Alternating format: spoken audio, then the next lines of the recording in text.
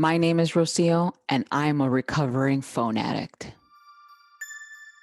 Welcome to La Jefa Experience, the place where moms in any stage of motherhood come to get tools, tips, and support to thrive as the CEO of their life and family. Welcome, Jefas all over the world to La Jefa Experience. I am your host, Rocio Cisco. We are entering the third week of April. Holy cow, can you believe it? We are in April of 2021. Where has the time gone? And for some of us, this year has actually been the slowest year of our entire lives, right? So, depending on where you're at and what you're currently experiencing, will say how fast this year has gone for you. But for me, it has gone extremely fast, especially because I have a 19-month-old at home who I am looking at just expand and grow and evolve into his own little tiny person and human being as he is transitioning, being apart from mama and realizing, in the smallest sense, realizing that he is his own human being, or at least that's the way that I see it. I know he's still young and I have a long way to go. Yet I am choosing to really bask in that this is time, because I know I'm going to look back and say, where did the time go? I want my baby back. So anyways, the time is flying by for me personally, and I am so honored to be here with you guys on the 5th episode of La Jefa Experience. This began as an idea, and you guys are following me along in this passion project that I am doing, and it is a little, we call it in the Cisco household, selfish with accommodation, because it is for me as much as it is for you guys, right? So I have been taking to social media lately and asking you guys to share if you'd like to see anything on La Jefa Experience, maybe something that you're personally experiencing right now as a mama. Remember, it is for mamas in all season of their lives, in any season of their lives.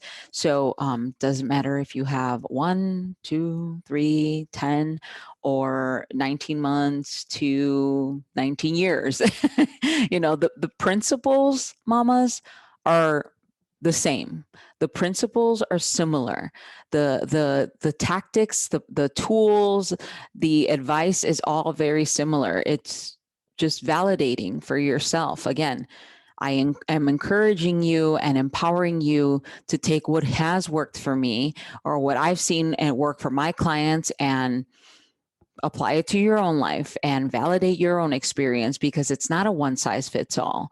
Everyone's in a different situation. Everyone's in a different mind space. Everyone's in a different economical space. Everyone's there's so many factors that go into this.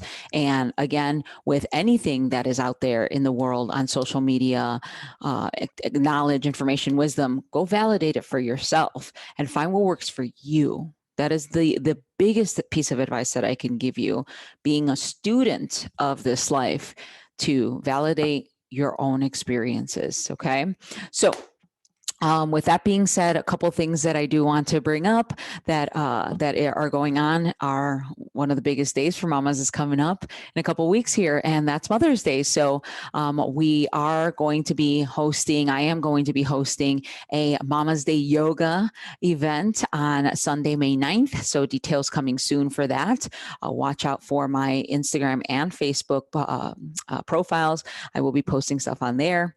I also am starting the Mama Chingona, new Mama Chingona Challenge group on May 19th. That is Wednesday, May 19th. Again, details to come soon, so watch out for those. And without further ado, here we go. The topic of the day. I am really, you guys saw my intro, right?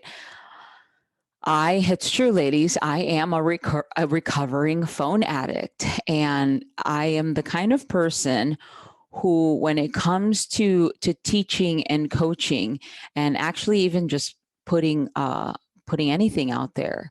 I love to storytell, and I love to tell you my experience with it, because it's not as simple as just giving a blanket statement. I have struggled with this very thing. I have struggled with being a phone addict for many years. I mean, my generation was the first generation of going from not having phones. I mean, I used to have a beeper, for God's sakes. I would sit on the front porch with my cousin Patty, and we'd look at each other's beepers like dorks, any chance that we could get to look at the time on the beeper, because that's what we did back in the day. We didn't have phones. Shout out to Patty, my cousin, who I'm not sure if she even listens to the podcast yet. I hope she listens to the podcast. She is a mama of one as well. And yeah, she was my best friend growing up. And I remember us being so excited about beepers. So our generation came from being introduced to the computer, not having phones, then getting beepers, and then introducing cell phones, right? And we're talking about flip phones. We're talking about things that didn't have screens just yet, where they were touch screens or social media. I mean, so my generation has been introduced to all of this. I am a recovering phone addict. I've realized through the years how much it actually affects me and how much it actually hinders me. And I should preface that by saying how much it also is a benefit to me, right? So just with anything, mamas, mamacitas, jefas all over the world, like with anything, I'm a firm believer that everything in moderation. Moderation is key. It's okay to do these things. And I'll explain a little bit what my take is on that. Yeah.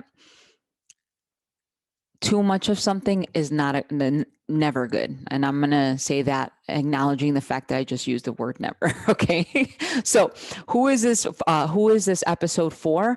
Well, it's for people that want to achieve their goals, but think there isn't enough time. It's for people that feel like they don't do anything for themselves and would like to. I know plenty of mamas, plenty of friends that are constantly venting about not having enough time. There's never enough time in the day. There's never enough hours. I don't get the chance to do anything for myself. I have goals. I don't know where to start. I don't even think I have the time to do them. How do I start doing that? Well, here's the thing, right? And I want to encourage you, mamas, to ask yourselves, ask yourselves, is there an ounce of possibility that there may be enough time? Is there an ounce of possibility that you may not be utilizing the time that you do have to its fullest potential, right? And what I say to that, and what I've experienced, is that there is enough time. There is enough time. There is a possibility that there is enough time. What are you doing with your time to work towards your goals, to give to yourself, to fill your cup? And most of the time, I mentioned this in the podcast last week, most of the time as mamas, we are reaching for our phones, okay? This is the real pandemic of the world. This is a big pandemic of the world. There's so much that goes into it, so much that I won't even try to fit into this whole, it's a very complex topic, okay, as far as to how it affects us. Here's how I see it in my perspective of being a mom, okay? So what happens? That the phone is the first thing that we go to as moms, right? To really do anything. I mean, my experience becoming a mom was that my son got stung by a bee. I went to the phone, Google. Something happened with him where I was experiencing something for the first time and I didn't know what to do. I would text a friend, a fellow mama friend. I would be on social media, and I followed a lot of moms at the time, and I would be comparing myself to them. Those things, this is what happens with us, right? So that's been my experience, where the first thing that I want to do is I want to go to my phone for information. And the second thing is, well, I'm exhausted. Motherhood is all consuming, completely wonderful, magical, the best thing ever, and utterly exhausting. Okay. We are in a hyper vigilant awareness state over a long period of time. If you are a working mom, you are going to work and dealing with the stresses of work. All jobs have stresses.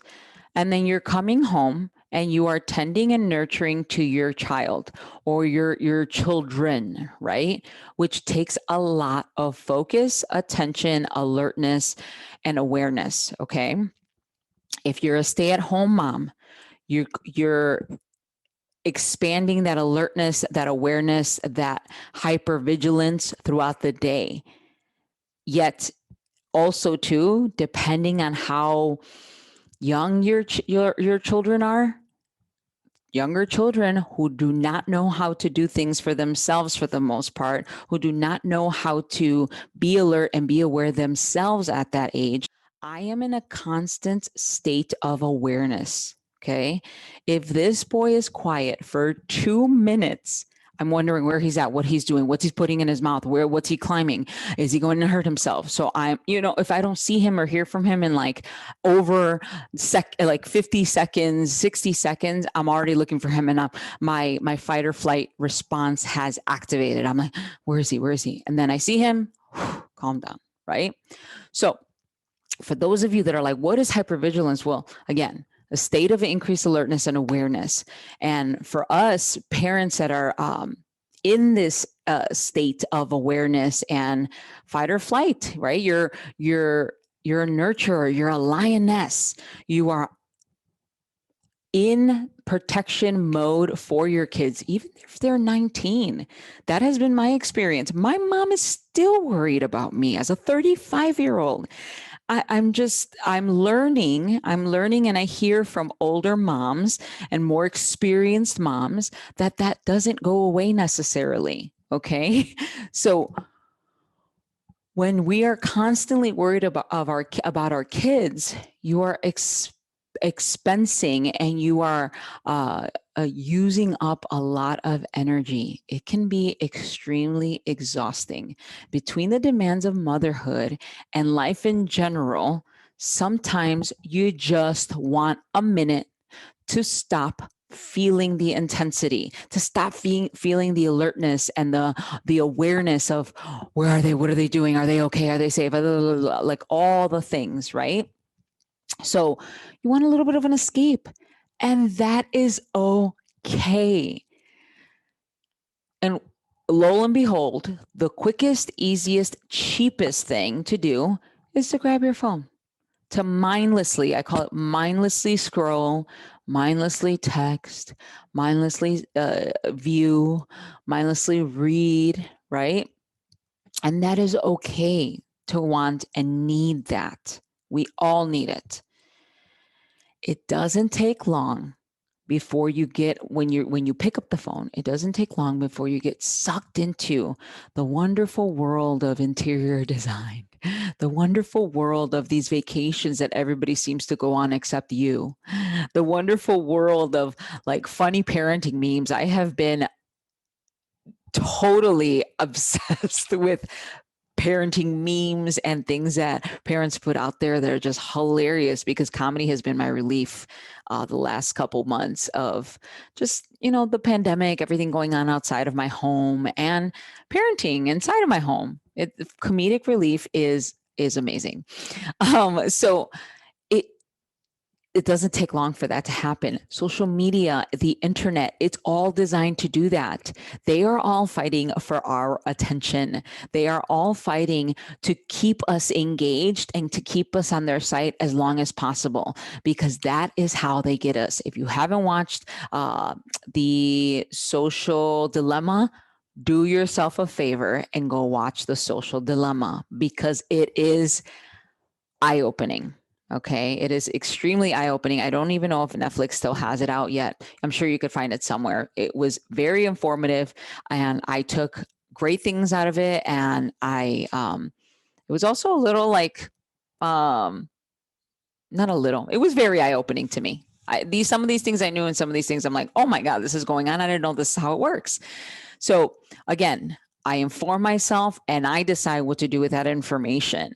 I'm not afraid of anything. I am not concerned with anything. I'm just like, okay, got it. How can I use this to apply to my life and validate my own experience? And that's what I did. So everyone deserves this time, especially if you're a parent. Everyone needs a minute to themselves, right? Not very long, not all the time. And it's not because you don't care about your kids, you don't love them with all your heart, right? Yet, because before we're mamas, we're humans, and everyone needs a break now and again. Yet, with a lot of things, oftentimes, the amount of time they get to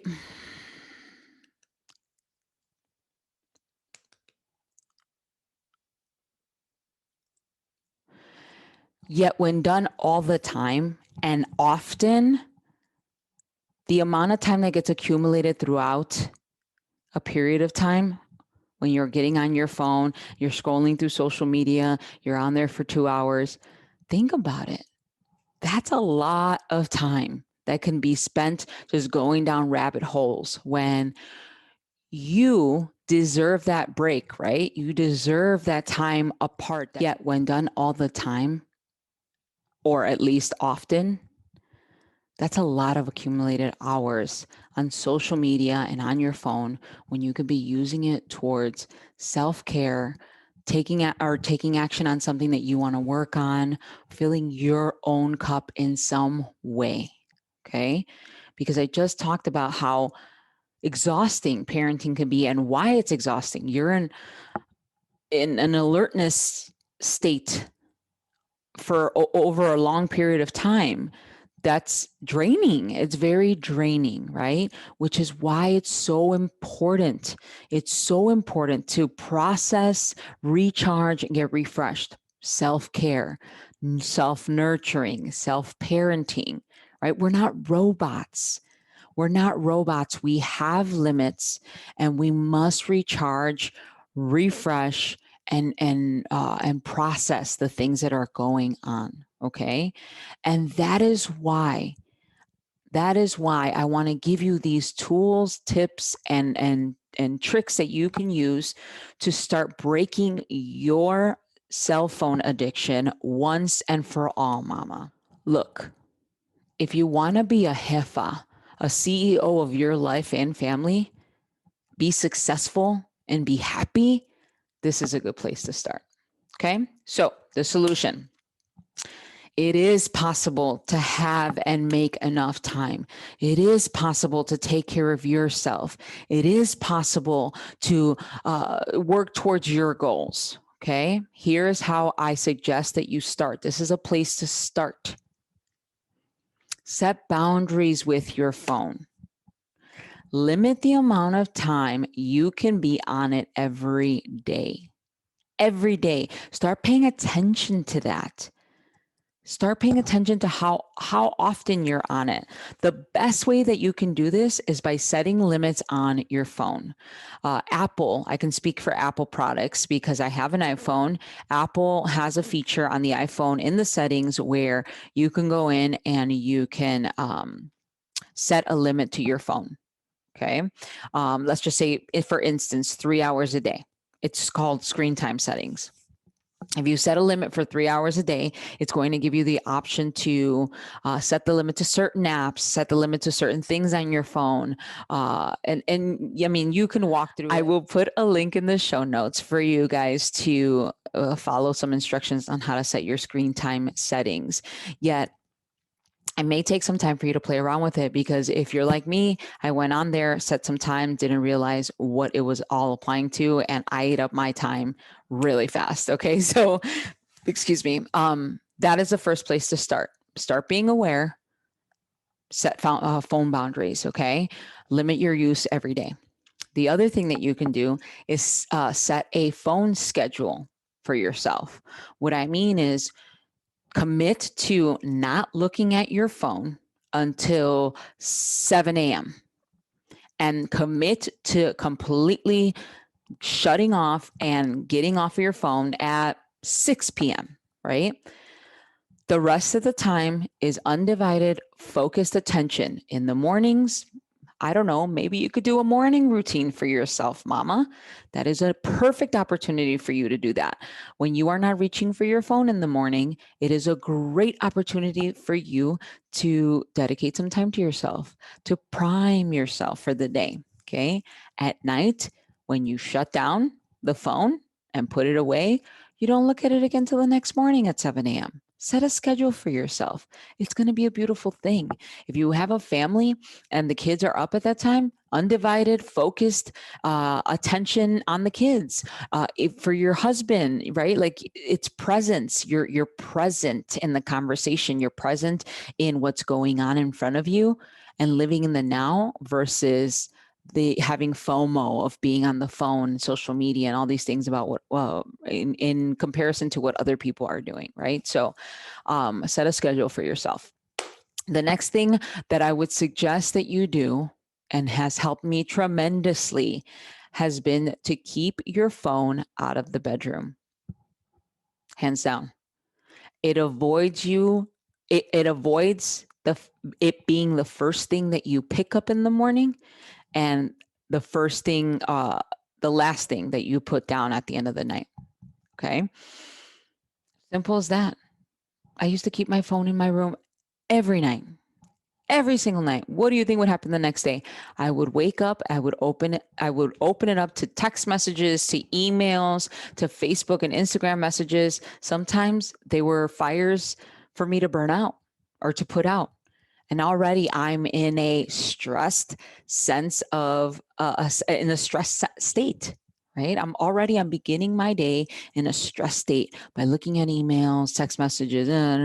Sometimes I'd get emails that would just trigger me and piss me off for the rest of the morning, for the rest of the day. It would just set my day up for stress and triggers, So put your phone away. Put your phone, don't put it by you, keep it out of your bedroom. Okay. It's also, this will be another show because I believe in it. And there's research that has been done that states that this is the case. It allows you to sleep better. It allows you to sleep better. So keep it out of the phone or keep it out of the bedroom. The next thing that I would suggest that you guys do to help with the phone addiction is to set goals for the day. Set goals for the day so you are going into every day intentionally. And set realistic goals. Like, again, another episode for another day. I will eventually link all of those things on here when I start building the library. Yet setting goals for the day keeps you structured. One of the things that I loved was the 5-minute journal every morning, because that is what I replaced my phone with on my nightstand. I would put my 5-minute journal on there. I would do a brain dump in the morning to write 3 things that I'm grateful for, write 3 things that I'd like to accomplish for the day. And at the end of the night, before I went to bed, 3 things that I am grateful for that happened during the day. And they would open up with a beautiful motivational quote. And it just set my day up very, very nicely to be in a receptive state, to have gratitude, to have intention. You focus on 3 things, just 3 things that I was going to do for the day. That's it, right? You're intentionally trying to do those. You're intentionally trying to accomplish those. So you're not unintentionally just picking up the phone and zoning out. Okay. Set goals for the day. The last thing that I suggest for you to work on your phone addiction and to help you with the phone addiction is when you have focused work planned for the day. Okay. Focus work, like for me, would be I'm on the computer and I'm I'm blogging, or I am writing content, creating content, or I am filming. I do not have my phone by me. I put it on airplane mode, or I shut it off, or I turn it over. Yet what I am working on intentionally, because this is discipline as well. What I am working on intentionally is not, let me rephrase that, is to avoid picking up and looking at that phone. Because everything in me, again, it is an addiction, right? Everything in me wants to pick up and look at the phone. Yet it takes willpower to not do that.